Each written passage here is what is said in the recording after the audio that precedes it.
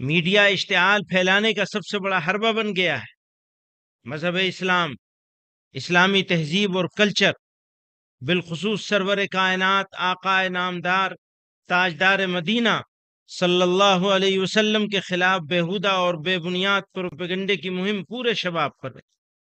ارباب اقتدار supreme court کے تنبیہات کے باوجود انہیں آزاد چھوڑ کر ان کی حوصلہ افزائی کر رہے ہیں۔ جمعیت علماء ہند کہیں گے ہم نے تو آزاد نہیں چھوڑا، مقدمہ چلایا ہے۔ تو چھوٹے چھوٹے معاملے پر لوگوں پہ یو اے پی اے لگتا ہے، انہیں سب کو یو اے پی اے لگا کے بند کرنا چاہیے نا۔ بھارت ہمارا دیش ہے، جتنا یہ دیش نریندر مودی اور موہن بھاگوت کا ہے اتنا ہی یہ دیش محمود کا بھی ہے۔ نہ محمود ان سے 1 انچ آگے ہے،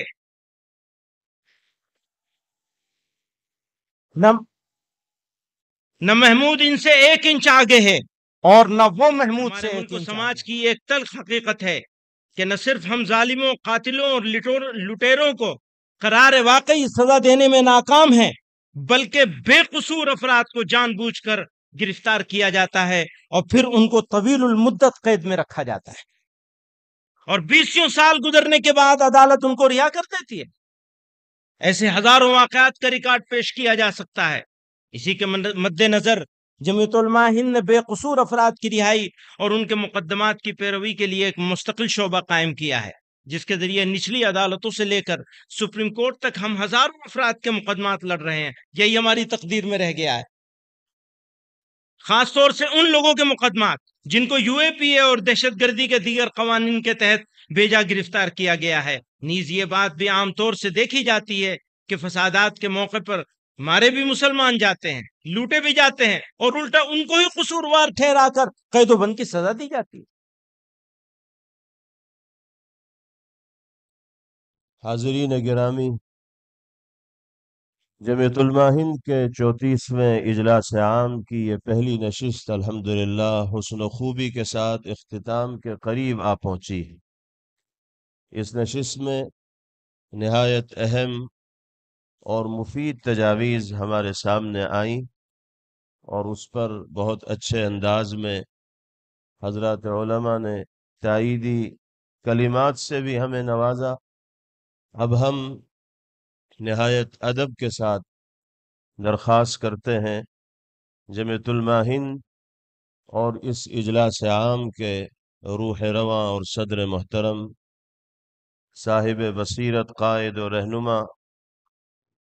ملکی، ملی اور بین الاقوامی حالات پر گہری نگاہ رکھنے والی شخصیت حضرت مولانا سید محمود اسعد مدنی دامت برکاتہم العالیہ سے حضرت مولانا تشریف لائیں اور اپنے صدارتی خطاب سے ہم سب کو مستفیض فرمائیں۔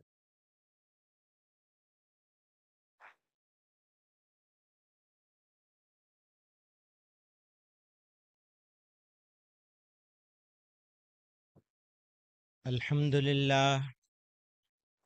لله نحمده ونستعينه ونستغفره ونؤمن به ونتوكل عليه ونعوذ بالله من شرور أنفسنا ومن سيئات أعمالنا، من يهده الله فلا مضل له ومن يضلل فلا هادي له، ونشهد أن لا إله إلا الله وحده لا شريك له، ونشهد أن سيدنا ومولانا محمدا عبده ورسوله صلى الله تعالى عليه وعلى آله وصحبه وبارك وسلم۔ حضرات گرامی قدر، جمعیت علماء ہند حریم ملت کی پاسباں اور عظیم امانت کی کلید بردار جماعت ہے۔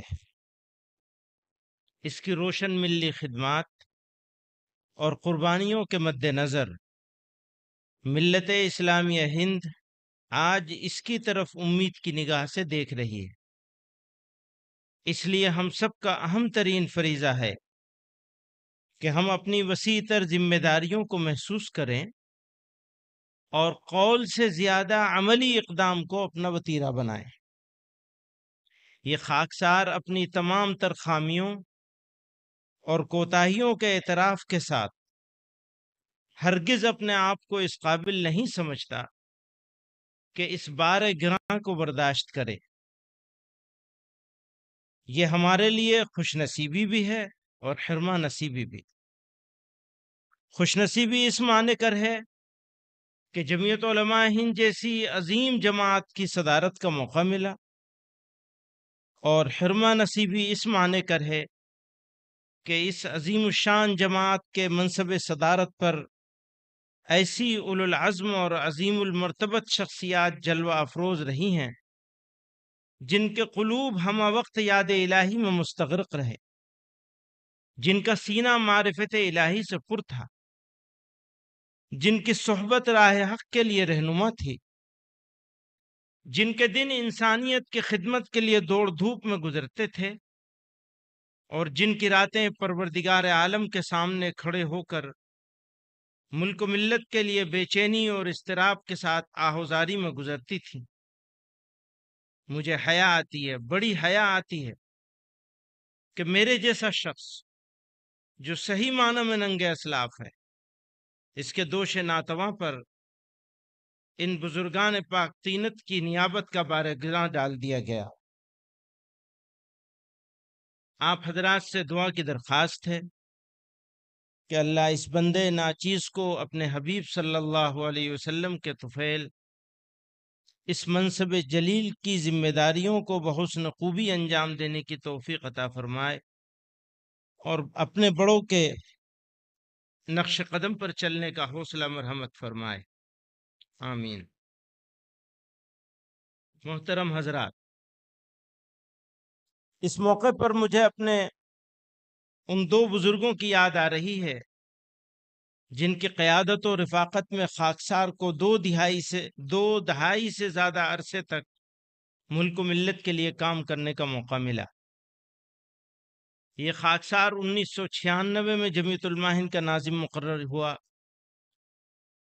اس کے بعد 24 ستمبر 2001 کو ناظم عمومی نامزد ہوا۔ اس وقت مرشدی فدائے ملت حضرت مولانا سید اسعد مدنی قدس سرہ جمعیت علماء ہند کے صدر باوقار تھے۔ حضرت فدائے ملت رحمت اللہ علیہ عزم و استقلال کے پہاڑ تھے۔ اللہ تعالیٰ نے ان کو بے مثال خوبیوں سے نوازا تھا۔ ملک و ملت کے لیے آپ کی ہردم فکر مندی بلکہ درد مندی بے نظیر تھی۔ اسی طرح میرے مربی اور استاد محترم حضرت مولانا قاری سید محمد عثمان صاحب منصور پوری رحمہ اللہ جماعتی زندگی کے مشکل حالات میں جمعیت علماء ہند کے صدر منتخب ہوئے۔ ان کی زندگی کا سب سے اعلیٰ اور ممتاز وصف اخلاص للہیت، بے نفسی، کسر نفسی، سادگی اور بے نفسی تھا۔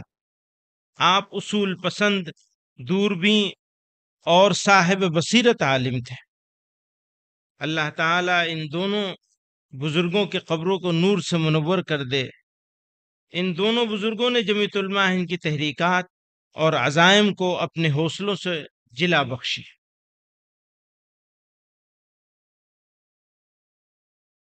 ابھی حضرت مولانا رحمت اللہ صاحب دامت برکاتہم ختم نبوت کا تذکرہ کر رہے تھے،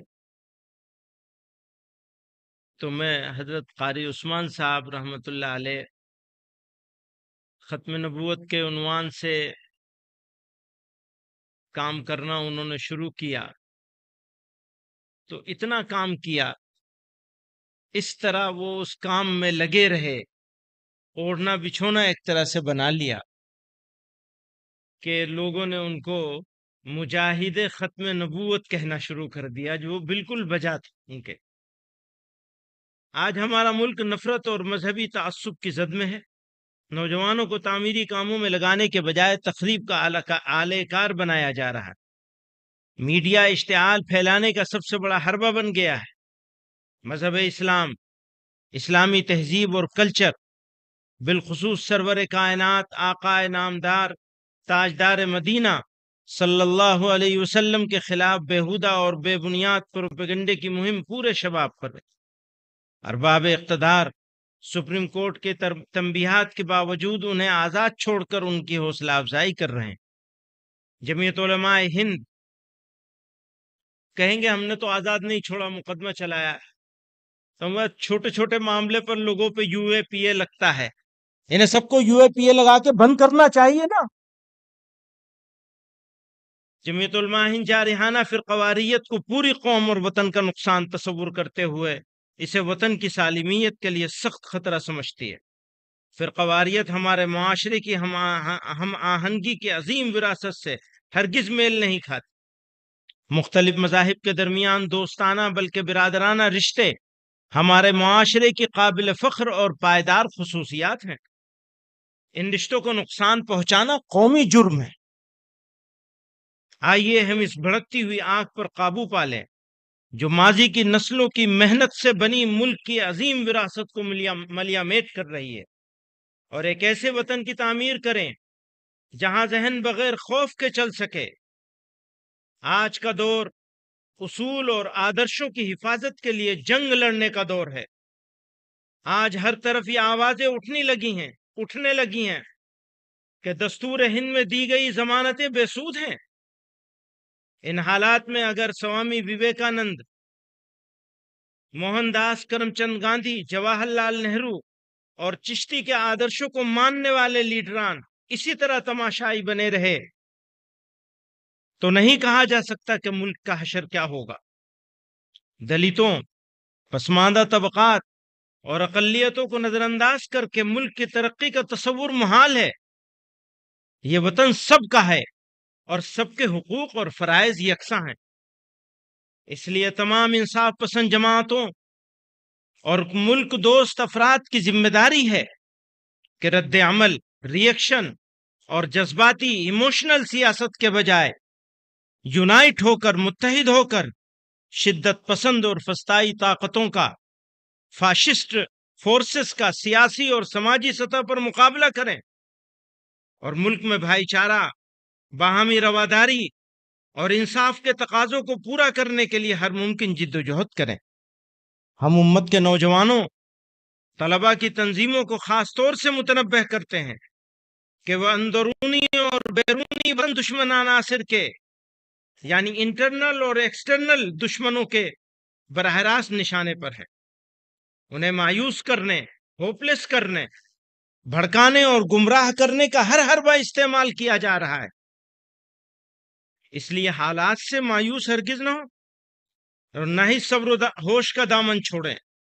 جو نام نہاد تنظیمیں اسلام کے نام پر جہاد کے حوالے سے انتہا پسندی اور تشدد کا پرچار کرتی ہیں اور قومی سلامتی کے زاویے سے ایجنسیوں کی نظر میں قابل گرفت اور مشتبہ ہیں، ان سے بیزاری اور دوری بنائے رکھنا ہمارے نوجوانوں اور طلباء کے تحفظ اور ان کے کیریئر کے لیے بے حد ضروری ہے۔ جانے انجانے میں ذرا سی غفلت ان کو برباد کر سکتی ہے۔ بھارت ہمارا وطن، جتنا یہ وطن نریندر مودی اور موہن بھاگوت کا ہے، اتنا ہی یہ وطن محمود کا بھی ہے۔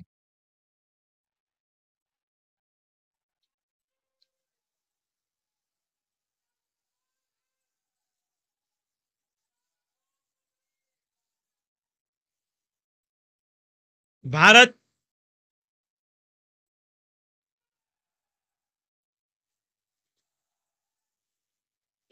ہمارا دیش ہے۔ جتنا یہ دیش نریندر مودی اور موہن بھاگوت کا ہے، اتنا ہی یہ دیش محمود کا بھی ہے۔ نہ محمود ان سے 1 انچ آگے ہے،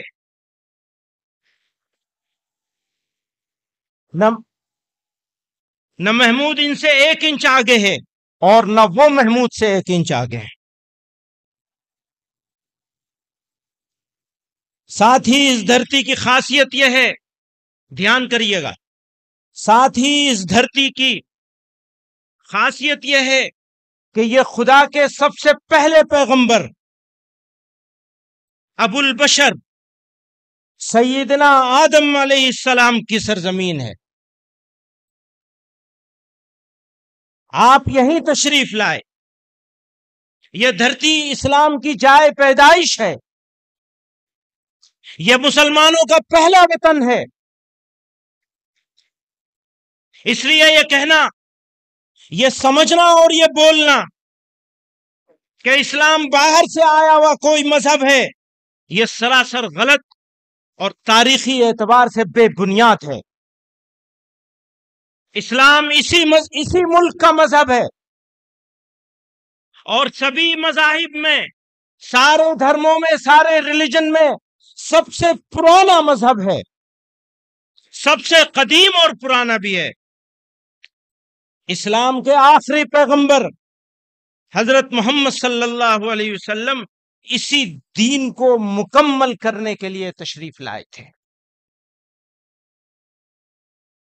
اس لیے میں واضح طور سے کہتا ہوں کہ بھارت ہندی مسلمانوں کے لیے وطنی اور دینی دونوں حیثیتوں سے سب سے اچھی جگہ ہے. لیکن ساتھ ہی اس حقیقت کا ادراک بھی ضروری ہے کہ اپنے ہی وطن میں رہنے کا بھی ایک نظام اور سسٹم ہے. اگر وہ نظام درست ہے تو اس ملک کے باشندوں کے لیے رہنا آسان ہوگا، اور وہ نظام بگڑ جائے گا تو شہریوں کی زندگی مشکل ہو جائے گی. اس لیے ہمیں دیکھنا ہوگا کہ ہمارے ملک کا نظام کیسا ہے، اس کے چلانے والے اپنی ذمہ داریوں کے تئیں کس قدر مخلص ہیں.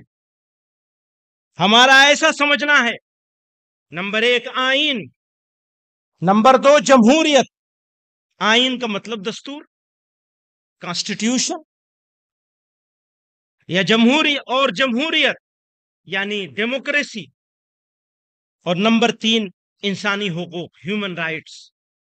ماڈرن انڈیا کی پہچان ہے، آئیڈینٹی ہے یہ ہماری. اس ماڈرن انڈیا کی اگر کچھ آئیڈینٹی اور پہچان ہو سکتی ہے تو یہ 3 چیزیں ہیں بنیادی طور پر: ہمارا کانسٹیٹیوشن، ہماری ڈیموکریسی اور ہیومن رائٹس. اگر یہ تینوں چیزیں مستحکم ہیں تو پھر یہ کہنا آسان ہوگا کہ ہمارا ملک اپنے باشندوں کے لیے سب سے اچھی جگہ ہے.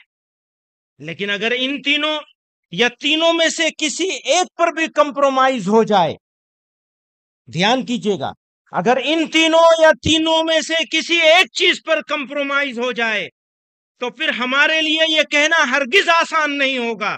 اس کو پرکھنے کے لیے ہمیں جمہوریت کے 4 ستونوں، مقننہ یعنی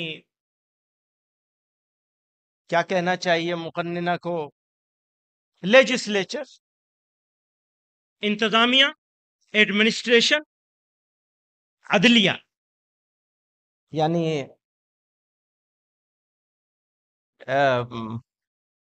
جوڈیشری، اور نمبر 4 میڈیا. اس کا جائزہ لینا ہوگا. ان 4 چیزوں کا ہم کو جائزہ لینا ہے: لیجسلیچر کا، ایڈمنسٹریشن کا،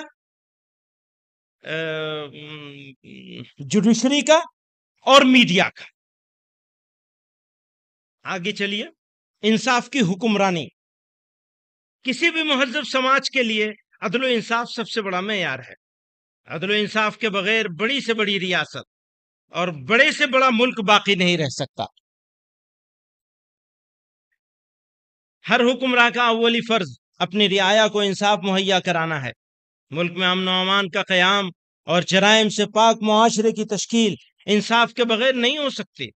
ہمارے ملک و سماج کی ایک تلخ حقیقت ہے کہ نہ صرف ہم ظالموں، قاتلوں اور لٹیروں کو قرار واقعی سزا دینے میں ناکام ہیں، بلکہ بے قصور افراد کو جان بوجھ کر گرفتار کیا جاتا ہے اور پھر ان کو طویل المدت قید میں رکھا جاتا ہے، اور 20 سال گزرنے کے بعد عدالت ان کو رہا کر دیتی ہے. ایسے ہزاروں واقعات کا ریکارڈ پیش کیا جا سکتا ہے. اسی کے مد نظر جمعیت علماء ہند نے بے قصور افراد کی رہائی اور ان کے مقدمات کی پیروی کے لیے ایک مستقل شعبہ قائم کیا ہے. جس کے ذریعے نچلی عدالتوں سے لے کر سپریم کورٹ تک ہم ہزاروں افراد کے مقدمات لڑ رہے ہیں. یہی ہماری تقدیر میں رہ گیا ہے. خاص طور سے ان لوگوں کے مقدمات جن کو یو اے پی اے اور دہشت گردی کے دیگر قوانین کے تحت بھیجا گرفتار کیا گیا ہے. نیز یہ بات بھی عام طور سے دیکھی جاتی ہے کہ فسادات کے موقع پر مارے بھی مسلمان جاتے ہیں، لوٹے بھی جاتے ہیں، اور الٹا ان کو ہی قصوروار ٹھہرا کر قید و بند کی سزا دی جاتی ہے. کلیجہ تھام لو روداد غم ہم کو سنانے دو. کلیجہ کلیم عاجز مرحوم نے کہا ہے، کلیجہ تھام لو روداد غم ہم کو سنانے دو، تمہیں دکھا ہوا دل ہم دکھاتے ہیں دکھانے دو. زمانہ صبر کر لیتا ہے عاجز، ہم بھی کر لیں گے، خلش دل کی مٹا لینے کو دو آنسو بہانے دو.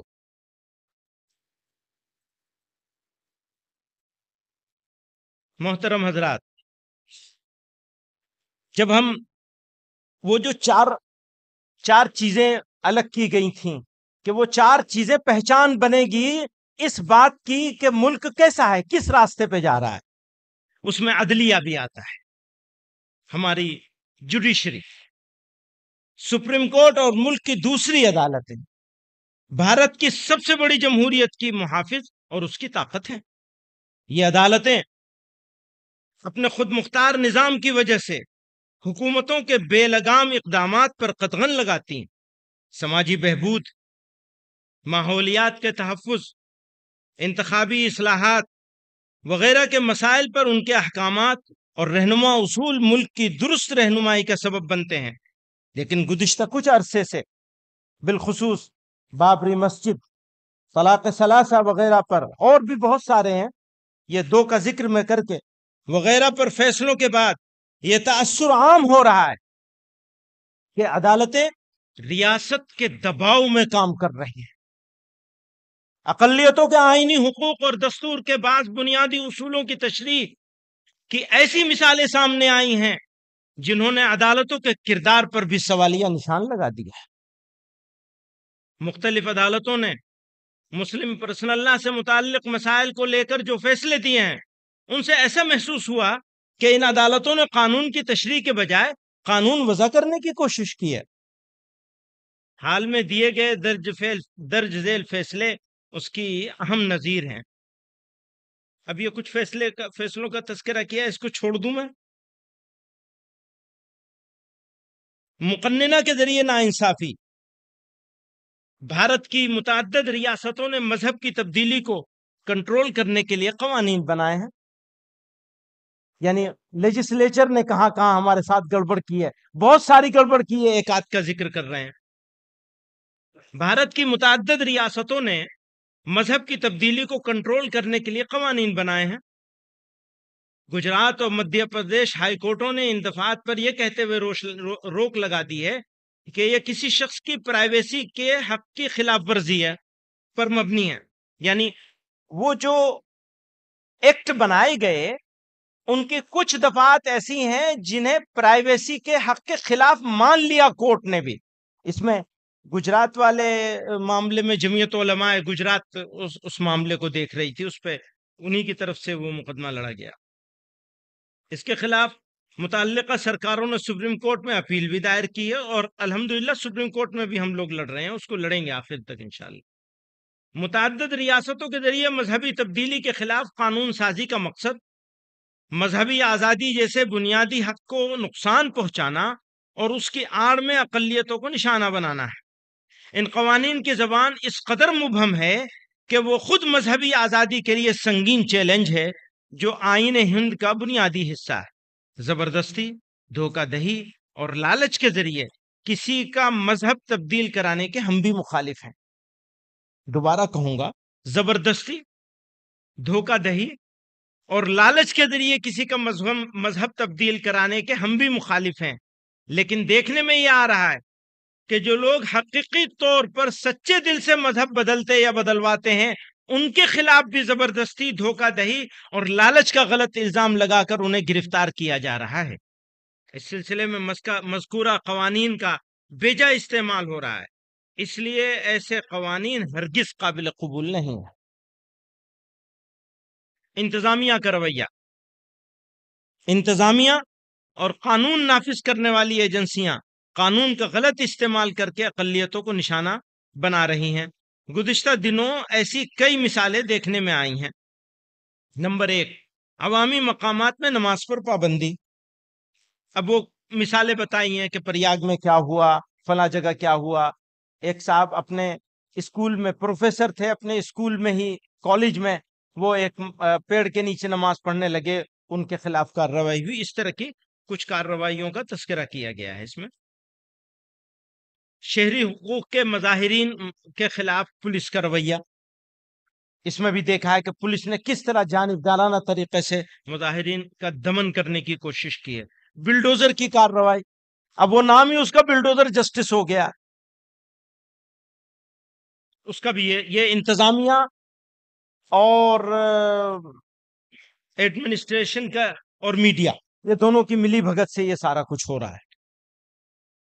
آسام میں انخلا کے مظاہرین پر میں چھوڑ کے چل رہا ہوں آگے تاکہ آپ لوگوں کا قیمتی وقت ضائع نہ ہو، بہت رات ہو چکی ہے، اور ان حضرات نے موقع بھی مجھے سب سے آخر میں دیا۔ پہلے انہوں نے سوچا ہوگا پہلے موقع دے دیں گے تو اتنا لمبا چوڑا تو خطبہ صدارت ہے، اب بتاؤ اتنی ساری لمبی چوڑی باتیں کہاں سے، پھر ان کو شروع میں موقع دے دیں گے تو وہ ان کی تجویزیں رہ جائیں گی ساری، تو اچھی بات ہے۔ آسام میں انخلا کے مظاہرین پر ظلم و ستم۔ مسلم کمیونٹی، آسام میں مسلم کمیونٹی کی افسوسناک اور تشویشناک صورتحال کی طرف آپ کی توجہ مبذول کرانا چاہتا ہوں۔ آسام سرکار کی نگرانی میں ہزاروں لوگوں کو غیر قانونی املاک خالی کرانے کی آڑ میں ان کے گاؤں سے بے دخل کیا جا رہا ہے۔ پولیس اور نیم فوجی دستوں کی موجودگی میں ان کے گھروں اور دکانوں کو بلڈوزر سے مسمار کیا گیا اور ان پر مظالم کے پہاڑ توڑے گئے۔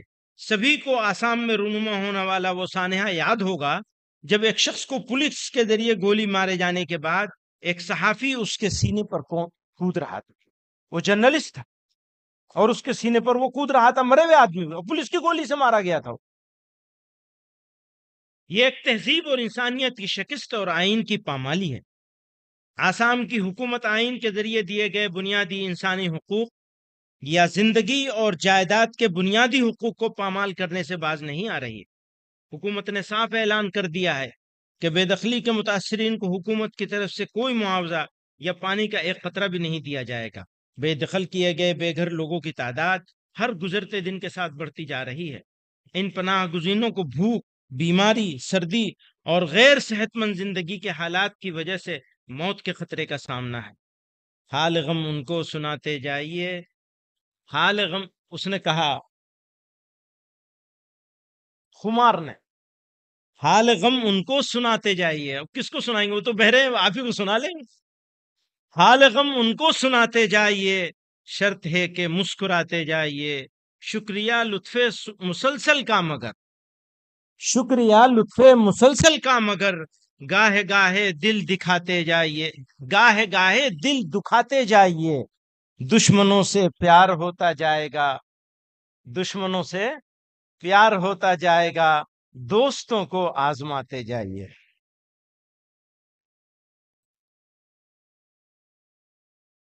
کیا ٹائم ہو رہا ہے؟ کل کر لیں، پورا کریں گے آج ہی سارا کام ایک ہی دن میں۔ وہ پولیس والے آ جائیں گے، ہاں ہاں، تھوڑا سا اور کر لیتا ہوں۔ میڈیا کا رویہ، اب یہ ہمارے خطبہ صدارت میں سب سے زیادہ میڈیا کو ہی لے لیا گیا ہے۔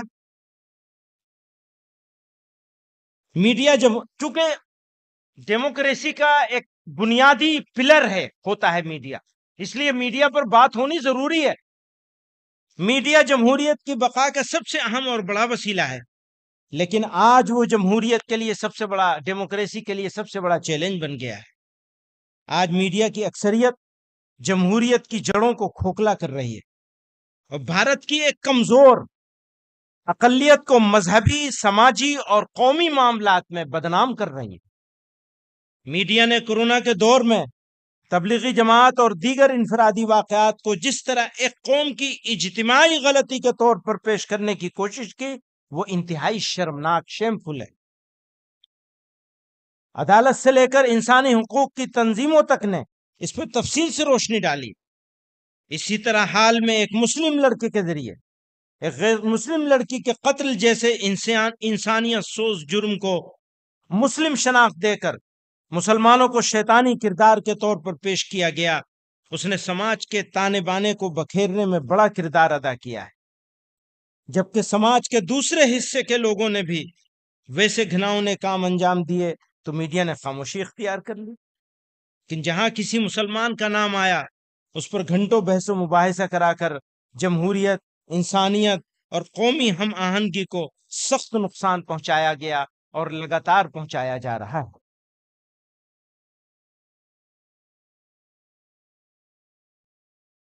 اب انشاءاللہ کل کریں گے۔ جزاک اللہ، وآخر دعوانا ان الحمدللہ رب العالمین۔